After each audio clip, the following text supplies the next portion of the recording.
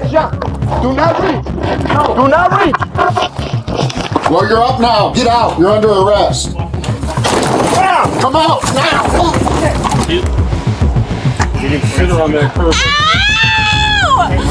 Hey, adrenaline seekers, buckle up for the ride of your life as we are diving into mind-blowing chases, wild encounters, and dumb suspects getting destroyed by cops. Let's break it in. Another little lady saw her beat her up. Came, hey, what are you doing? She walked away. She was checking on the old lady. She came back and beat the second victim up. I did. On a sunny afternoon in Orlando, Mandolyn Schaefer Brockwell decides that cutting someone off isn't enough. She needs to personally assault them too. She jumps out of her car, opens a stranger's door, and attacks a pregnant woman with a baby inside, because apparently road rage comes with a side of felony. When a 70-year-old woman tries to intervene, Mandolyn turns her wrath on her, scratching and hitting the elderly Good Samaritan. Witnesses watch in disbelief as Mandolyn then calmly walks back to her car and drives to a Target parking lot like nothing happened. P1012 for the suspect in front of the Target. All right, you're gonna be detained. Face the wall for me. I'm just putting you in cuffs. You're gonna be detained until I determine otherwise. You understand? Tell me why. You're being held for battery. Okay. Do not hold. Do not resist. The f I am. The f I am. The f I got one resisting. The f I am. Let go. No, you let go, sir. You're name the case. Name it. Tell me why. Tell me why.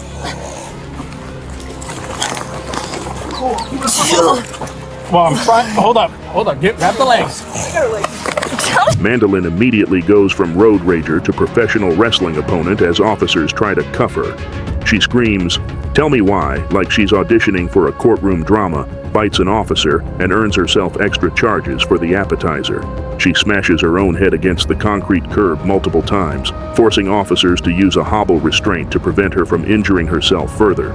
5 officers struggle to contain this 120-pound firecracker because apparently she's part octopus and part honey badger. Mandolyn screams about her broken arm while conveniently forgetting that she started this whole circus over a minor traffic disagreement. How dare you? You don't even know who I am. This is more than one incident. Yeah. This is from the 85. We had an 85. Out of me. You beat the f out of me. That was before. That was before. When you break my wrist. Break my wrist. Hey, stop. Nobody wants to hurt you. You all do. Stop. He fucking slammed my head into the cement. No. You can sit her on that curb. Let me bring my car up. We have a reason we don't need her car for it. Can you move my hair out my face? Was she the only person in the I also want a follow report for the girl that punched me in the face. It's all going to be a one. Is she getting arrested too? Both victims positively identify Mandolyn in a show-up, sealing her fate with incontrovertible video evidence. Because cameras don't lie, but Mandolyn certainly does. She's charged with battery on a person 65 or older, aggravated battery on a law enforcement officer, burglary of a conveyance with assault, and resisting an officer with violence. At the hospital, she flips from rage to flirting, complimenting an officer's beard and suggesting he get bangs, because apparently jail time makes you a love expert. She pleads not guilty to all charges because admitting fault would require self-awareness she clearly lacks. Signal, you got a signal outside of 100 feet. I got a signal outside of 100 feet. Yeah, brother. Yeah. Outside of 100 feet. Initially went... On May 31st, at approximately 9:10 p.m., an Oak Park police officer pulls over a black SUV for a moving violation at a gas station near Harrison Street and Austin Boulevard. The driver, 38-year-old Christian Wallace, is the sole occupant and is instructed to exit the vehicle.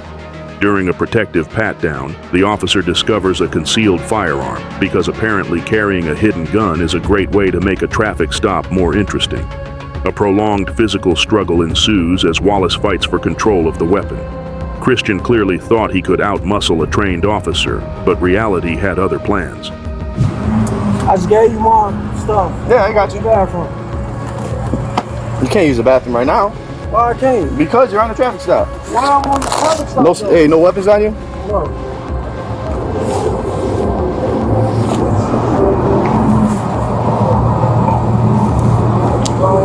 What's this? That's my dick. Nah, man, it's not. It is my dick. It's not. That's my dick, bro. What are you doing? Hey, What are you doing? Come on, man. listen Don't to do me. that. Don't do that. David, step it up. What are you doing, bro?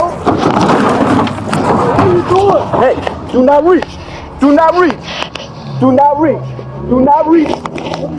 Do not reach. Step it up. Where'd you go? Do not reach, bro. You're gonna get taken.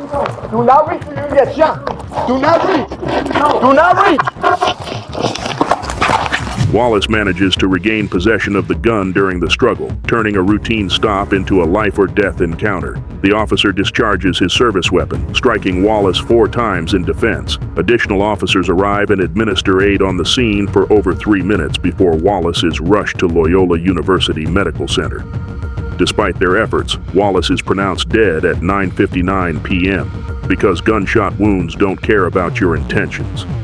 The officer is also transported to the hospital and released the next day, but remains on medical leave for injuries sustained during the fight. Step it up. You got shot. Whoa.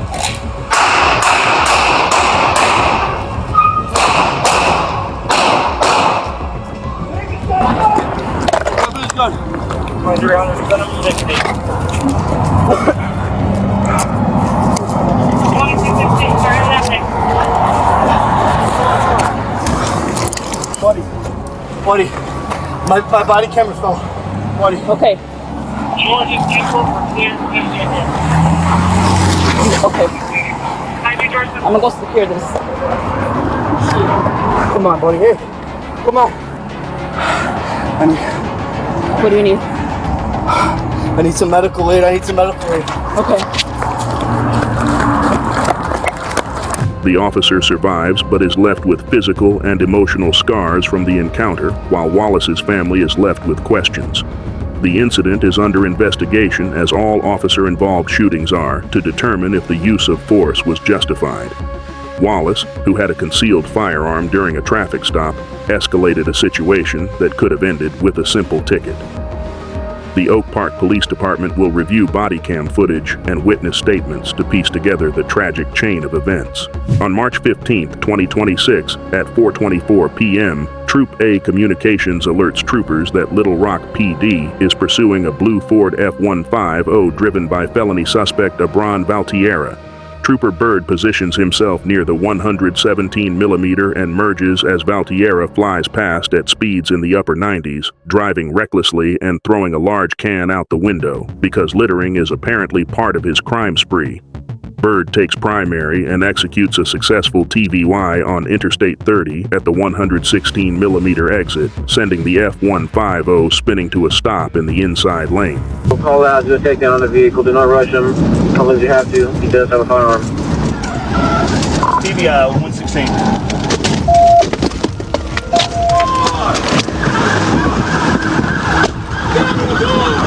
Westbound is shut down. LRPD is doing a felony takedown. Crossfire, guys! Crossfire!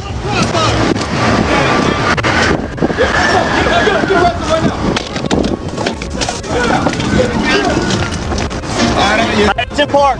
In park.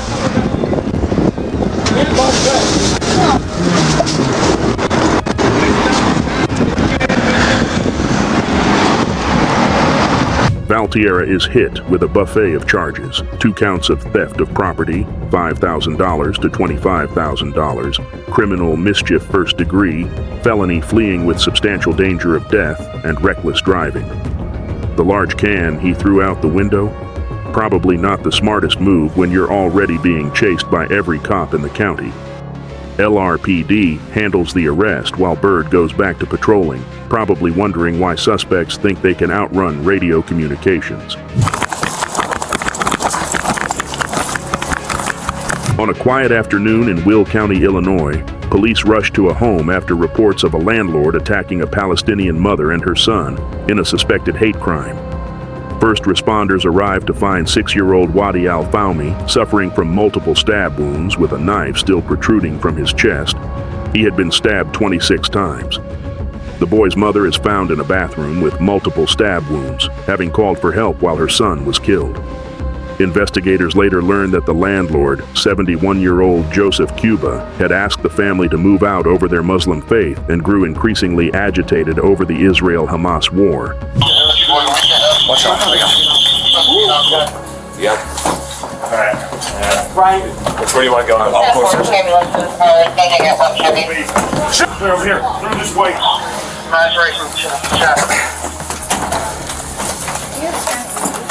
Who's here? Come on. We have him. We have him. Sheriff's Department!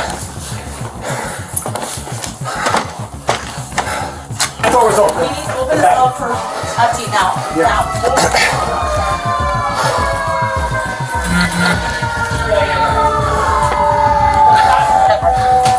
Outside, outside! I got someone out back. Officers searched the home and initially missed the suspect, who is lying on the ground outside, blending in with the scenery. But an eagle-eyed officer spots him and shouts, "I got someone in the back." Cuba is taken into custody without further incident, sporting a head laceration that suggests the victims fought back. Officers find a knife sheath in his pants, likely matching the weapon used in the attack, and medics note multiple cuts on his head. The 71-year-old landlord, who had lived with the victims for 2 years, is now in handcuffs, his crime finally exposed. Joseph thought he could hide in plain sight, but cameras and witnesses don't miss much. Kids in there right now. Yeah, there's kids in there right now.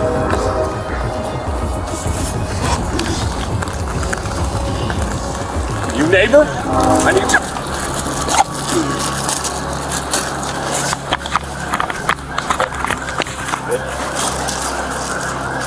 Just leave that real quick.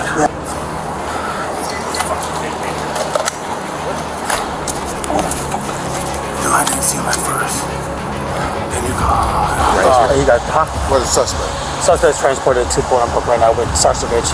Sarcevich with suspect, and Victoria is with the victim.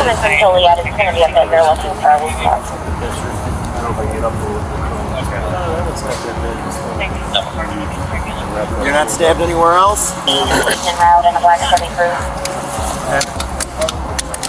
What's this?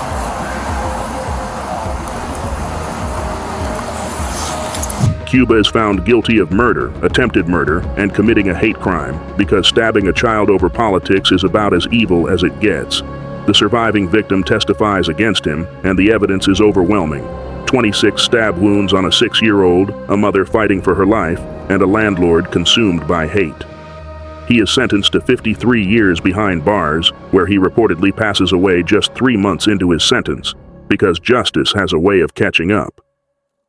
Joseph Cuba discovered that hate crimes aren't just evil. They're a one-way ticket to prison, followed by a quick meeting with the ultimate judge. The only thing he successfully fled was his humanity, and even that didn't get him far.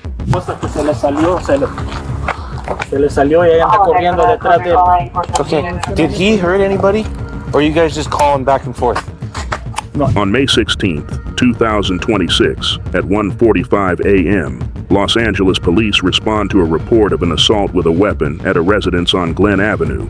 Officers meet a family member outside who alerts them to the suspect, later identified as 40-year-old Robert Velasquez. Velasquez emerges from the home armed with 2 knives and a grilling fork, because apparently a BBQ utensil is now a weapon of choice.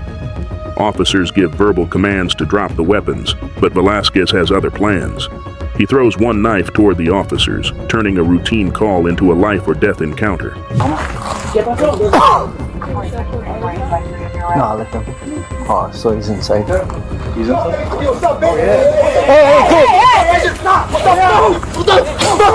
Watch out, move!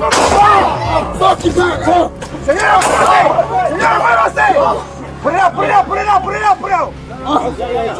out! Stay down! With one knife and the grilling fork still in hand, Velasquez refuses to comply, and an officer-involved shooting occurs. He falls to the ground but gets back up still armed, resulting in a second round of gunfire because apparently one trip to the pavement wasn't enough of a hint. Velasquez is struck but continues moving toward the front door, proving his determination far exceeds his survival instincts. Officers use an intermediate force option to finally subdue him, ending his bizarre late-night rampage.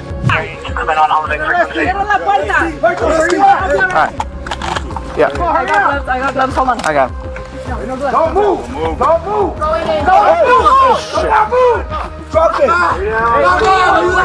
Drop the gun! 40 up, 40 up. 40 up! 40 up!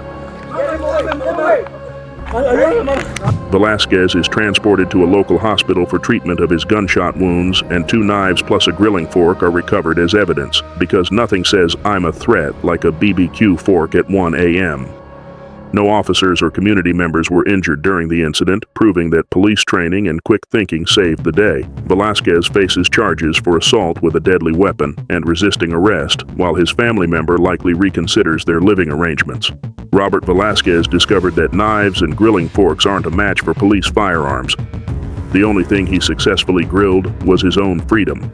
On December 27, 2025, at 5:34 p.m., Trooper spots a white Hyundai crossing the fog line near exit 14 because apparently lane markings are optional for Sabrina Lopez.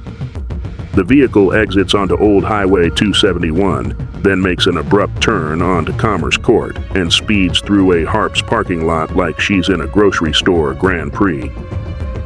When Trooper activates lights and sirens, Lopez decides a traffic ticket is the worst thing that could happen and floors it. On December 27, 2025 at 5:34 p.m., Trooper spots a white Hyundai crossing the fog line near exit 14 because apparently lane markings are optional for Sabrina Lopez. She speeds through a Harps parking lot like she's in a grocery store Grand Prix and flees when lights flash, hitting 53 miles per hour in a 45 miles per hour zone. Trooper executes a flawless TVI on the rear driver's side bumper at 5:34:54 p.m., sending the Hyundai spinning to a stop in front of On the Border Wine and Spirits, a fitting location for someone about to get toasted. The pursuit lasted all of 7 seconds from initiation to PIT, proving that Sabrina's getaway career was shorter than her patience at a stop sign. Get out of the car now! Get out of the car now! Get out of the car! Get out of the car! Crawl out! Get on your face! Get on your face now! Get on your face now! Get on your face now! Anybody else? No. She's clear. She threw some dope out back there. No, I'm trying to get up to your hands under. Wait a minute, you guys are doing too much. I was just getting up. Can you stop? I'll go look over there. I thought you were getting me up. I'm sorry. I wasn't. You know what you were doing. I wasn't. I swear to God. Do you have anything on you? Just gonna stick me, poke, step. No. Get up. Hold Get up. All right. Sit up. I'm trying to, sir. You need EMS check you out? Are you good? Lopez throws a clear plastic baggie out the window during the chase, because littering is apparently part of her crime spree, and it's recovered containing 96 grams of crystal meth. A search of the vehicle reveals a glass pipe with burnt residue, and her warrants from Oklahoma and Fort Smith add extra flavor to her legal troubles. She complains of chest pain, gets a free ambulance ride to the hospital, then is transported to Sebastian County Jail with charges including reckless driving, felony fleeing, tampering with evidence, possession with intent to deliver meth, and drug paraphernalia. Well, that motherfucker won't talk to him on the phone.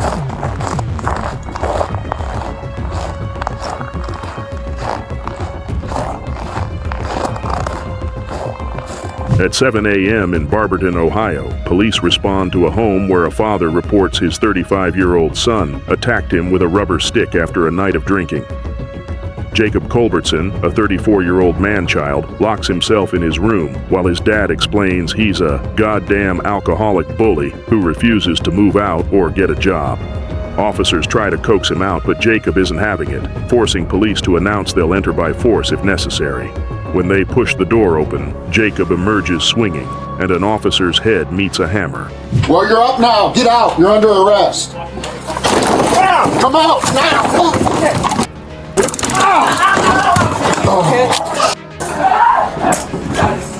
I'm bleeding. Put it behind your back! Oh my God! Put it behind your back! Behind my back! Let him go! Here. Hold on. Put your hands back! Hard myself in my room. We gotta get it over. Ain't no fun. I didn't do anything. Damn.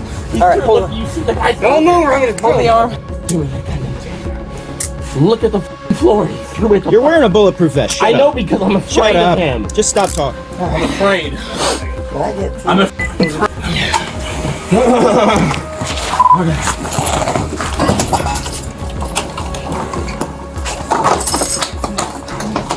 The officer suffers a 1-inch laceration after Jacob hits him with a hammer because a rubber stick wasn't enough for this guy's weapon collection. Officers wrestle him down and find a knife, sword, bow, and arrow, and empty beer case in his room. Dude was prepared for medieval battle, not a wake-up call. Jacob claims self-defense, insisting he was just sleeping when police forced their way in, because nothing says innocent like hammering a cop. He complains about being tasered while the officer bleeds from a split skull. Jacob thought he was defending his castle, not realizing his castle is his parents' basement with a side of bad decisions. I don't know. Like, what am I supposed to do? It's all you know? I just Stay away from him. He's so evasive. And you seem real innocent. You hit the police with a hammer. I am. You're welcome for still being alive. Real evasive. Okay? There you go. I was not friendly at all. I'm allowed to defend myself.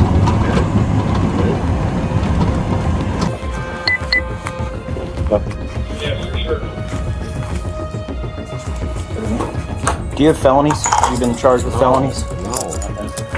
What about domestic violence, misdemeanor? Jacob is booked for felonious assault, resisting arrest, and domestic violence, while his officer gets stitches and a newfound appreciation for helmets. His family has a criminal history, including a sister who stabbed someone, proving apples don't fall far from the crazy tree. Jacob complains about his $300,000 bond while video evidence and a hammer with the officer's hair on it say otherwise. He faces a long stay in jail, giving him plenty of time to reflect on his life choices. Jacob Culbertson discovered that a basement-dwelling, beer-guzzling, hammer-wielding lifestyle doesn't make you a warrior. It makes you a guest of the county jail with a very disappointed father.